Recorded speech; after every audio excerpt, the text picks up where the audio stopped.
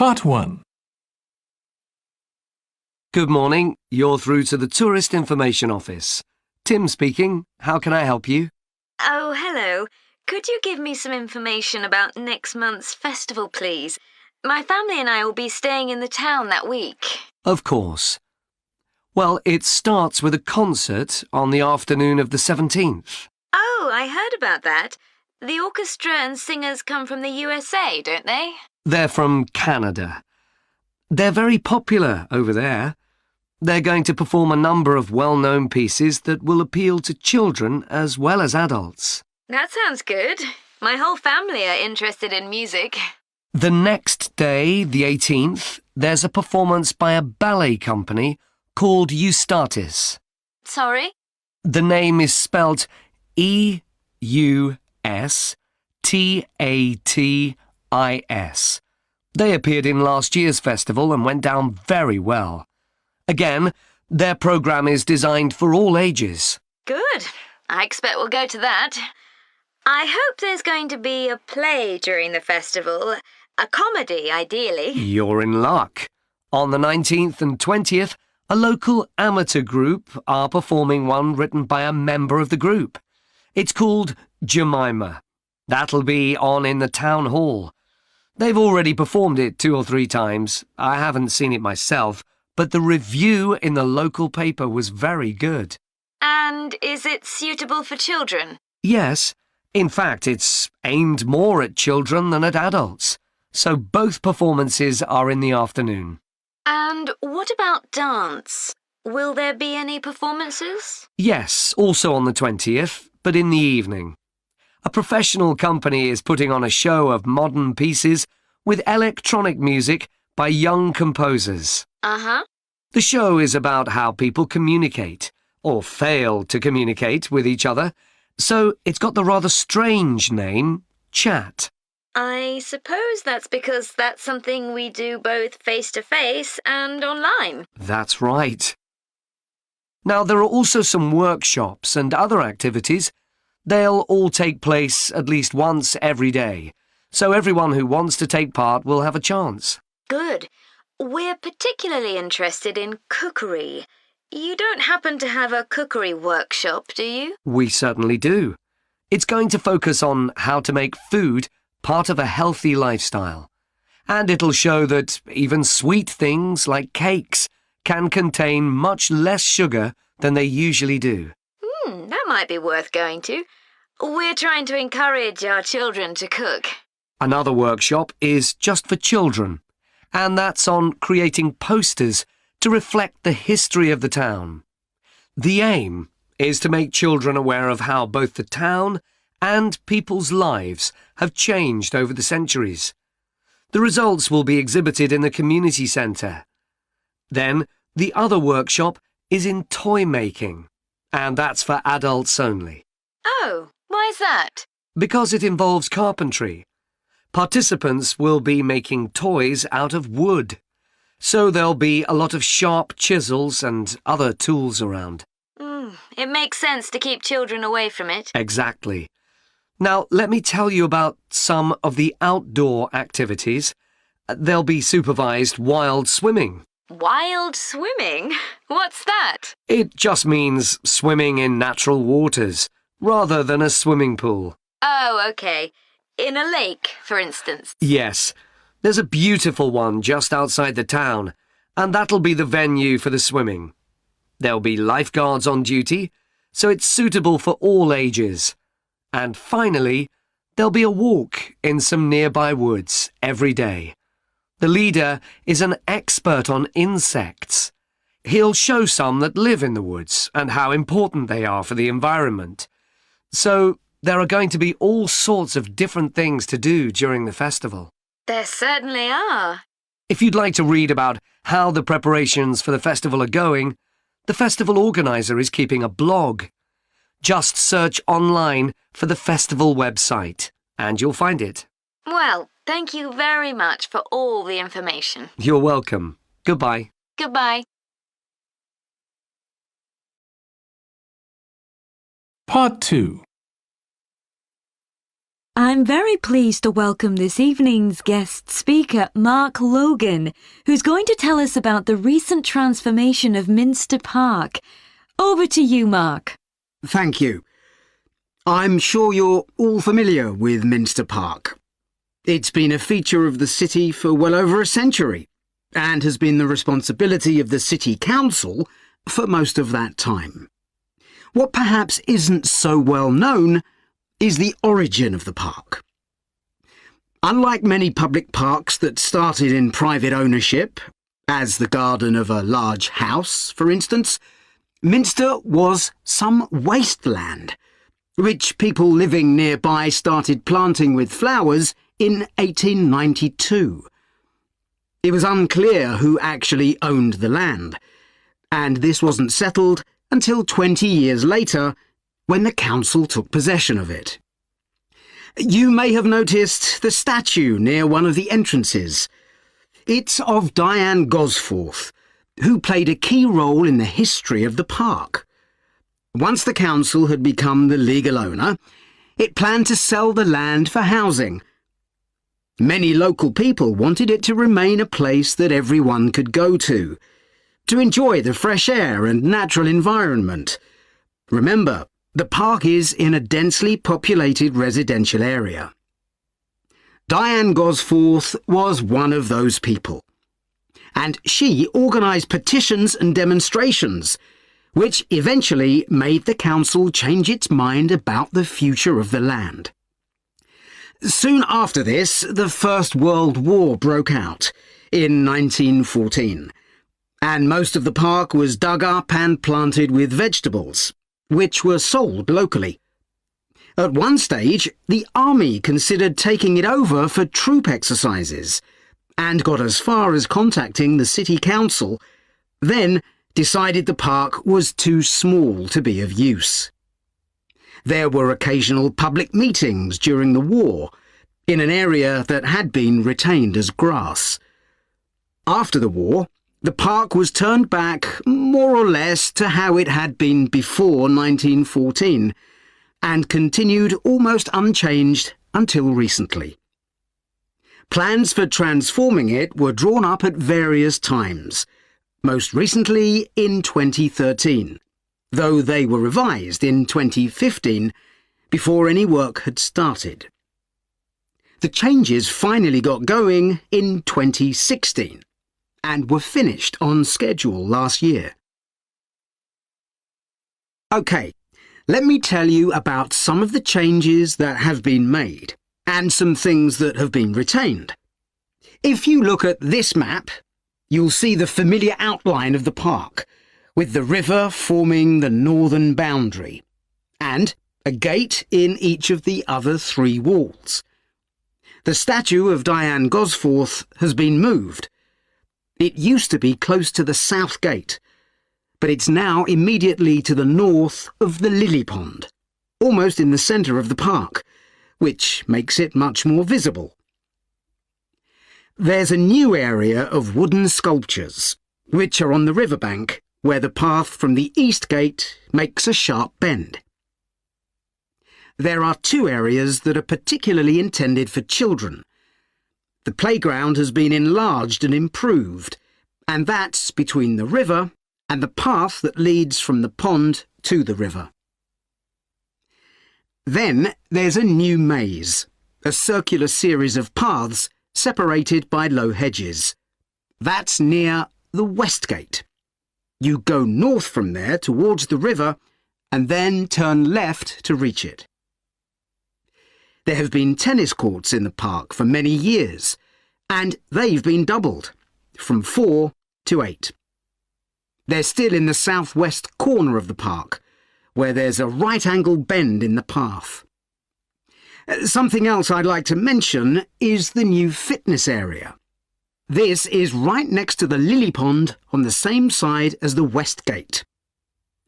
Now, as you're all gardeners, I'm sure you'll like to hear about the plants that have been chosen for the park. Part 3. OK, Graham, so let's check we both know what we're supposed to be doing. OK. So, for the university's open day, we have to plan a display on British life and literature in the mid-19th century. That's right. But we'll have some people to help us find the materials and set it up, remember? For the moment, we just need to plan it. Good.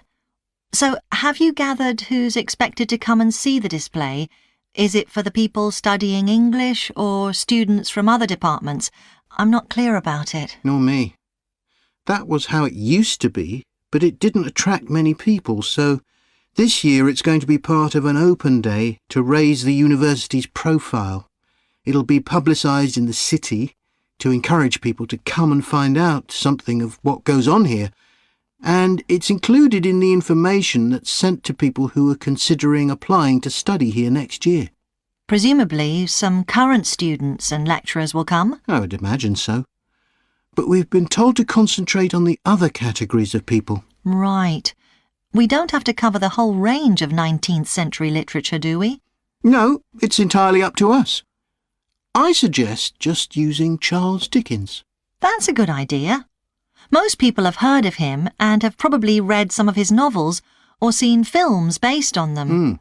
So that's a good lead-in to life in his time. Exactly. And his novels show the awful conditions that most people had to live in, don't they? He wanted to shock people into doing something about it. Did he do any campaigning other than writing? Yes, he campaigned for education and other social reforms and gave talks. But I'm inclined to ignore that and focus on the novels. Yes, I agree. OK, so now shall we think about a topic linked to each novel? Yes, I've printed out a list of Dickens's novels in the order they were published, in the hope you'd agree to focus on him. You're lucky I did agree. Let's have a look. OK, the first was The Pickwick Papers, published in 1836. It was very successful when it came out, wasn't it? And was adapted for the theatre straight away. There's an interesting point, though, that there's a character who keeps falling asleep, and that medical condition was named after the book, Pickwickian syndrome. Oh, so why don't we use that as the topic and include some quotations from the novel? Right. Next is Oliver Twist. Mm-hmm. There's a lot in the novel about poverty, but maybe something less obvious. Well, Oliver is taught how to steal, isn't he? We could use that to illustrate the fact that very few children went to school, particularly not poor children, so they learnt in other ways. Good idea. What's next? Maybe Nicholas Nickleby? Actually, he taught in a really cruel school, didn't he? That's right. But there's also the company of touring actors that Nicholas joins. We could do something on theatres and other amusements of the time. We don't want only the bad things, do we? OK. What about Martin Chuzzlewit?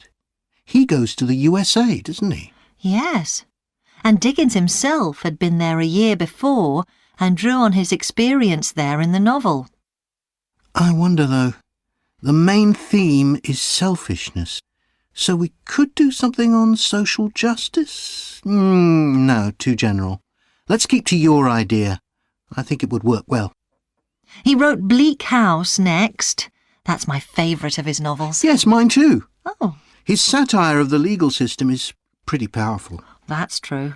But think about Esther, the heroine. As a child, she lives with someone she doesn't know is her aunt, who treats her very badly.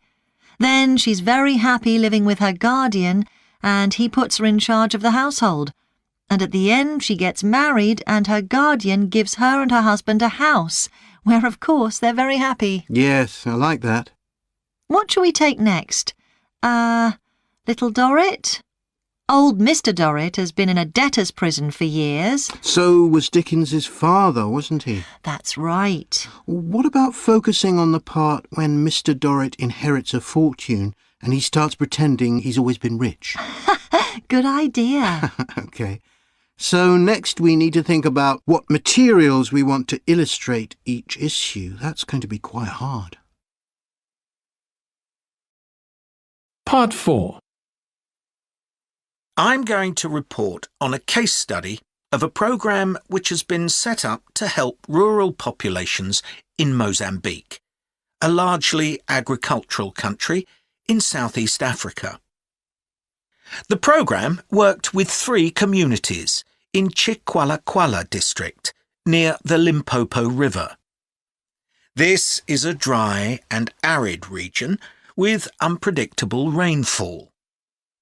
Because of this, people in the area were unable to support themselves through agriculture, and instead they used the forest as a means of providing themselves with an income, mainly by selling charcoal. However, this was not a sustainable way of living in the long term, as they were rapidly using up this resource. To support agriculture in this dry region, the program focused primarily on making use of existing water resources from the Limpopo River by setting up systems of irrigation, which would provide a dependable water supply for crops and animals. The program worked closely with the district government in order to find the best way of implementing this. The region already had one farmers' association, and it was decided to set up 2 more of these. These associations planned and carried out activities including water management, livestock breeding and agriculture, and it was notable that in general women formed the majority of the workforce. It was decided that in order to keep the crops safe from animals, both wild and domestic, special areas should be fenced off where the crops could be grown. The community was responsible for creating these fences, but the program provided the necessary wire for making them. Once the area had been fenced off, it could be cultivated. The land was dug so that vegetables and cereals appropriate to the climate could be grown, and the program provided the necessary seeds for this. The program also provided pumps so that water could be brought from the river in pipes to the fields. However, the labour was all provided by local people, and they also provided and put up the posts that supported the fences around the fields. Once the program had been set up, its development was monitored carefully. The farmers were able to grow enough produce not just for their own needs, but also to sell. However, getting the produce to places where it could be marketed was sometimes a problem, as the farmers did not have access to transport, and this resulted in large amounts of produce, especially vegetables, being spoiled. This problem was discussed with the farmers' associations, and it was decided that in order to prevent food from being spoiled, the farmers needed to learn techniques for its preservation. There was also an additional initiative that had not been originally planned, but which became a central feature of the program. This was when farmers started to dig holes for tanks in the fenced-off areas, and to fill these with water and use them for breeding fish, an important source of protein. After a time, another suggestion was made by local people which hadn't been part of the program's original proposal, but which was also adopted later on. They decided to try setting up colonies of bees, which would provide honey both for their own consumption and to sell. So, what lessons can be learned from this programme? First of all, it tells us that in dry, arid regions, if there is access to a reliable source of water, there is great potential for the development of agriculture. In Chiqualaquala, there was a marked improvement in agricultural production, which improved food security and benefited local people by providing them with both food and income. However, it's important to set realistic timelines for each phase of the programme, especially for its design, as mistakes made at this stage may be hard to correct later on. The programme demonstrates that sustainable development is possible in areas where there is